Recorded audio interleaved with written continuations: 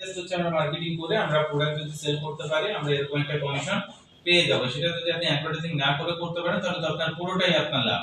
আর যদি অ্যাডভার্টাইজিং করে আপনি এখান থেকে সেল করেন, আপনি তেমন কোনো কিছুই করতেছেন না, আপনি কন্টিনিউ যদি এই মাধ্যমে সেল করতে থাকেন একটা সময় পরে দেখবেন আপনি সেলস ওয়াইজ যখন খুব ভালোভাবে বুঝে যাবেন তখন এখান থেকে ৯,০০০ টাকা না, তখন আপনি এখান থেকে ২০-৩০,০০০ টাকা কোনো ম্যাটার করবে না, আপনি এখান থেকে কমিশন আনতে পারবেন খুব অনায়াসে। তখন আপনি যে কাজগুলো করতে পারবেন যে ব্র্যান্ড ওয়াইজ হচ্ছে আপনি ডিরেক্ট দেখা যাচ্ছে এই ব্র্যান্ডের কোনো ফোন আপনার কাছে আছে তখন হচ্ছে রিভিউ ভিডিও তৈরি করতেছে।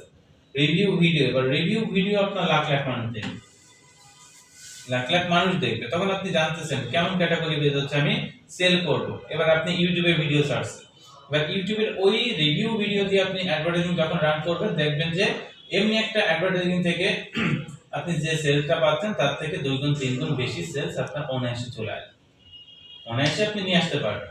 ঠিক আছে? রিভিউ ভিডিওগুলো কেন এত হচ্ছে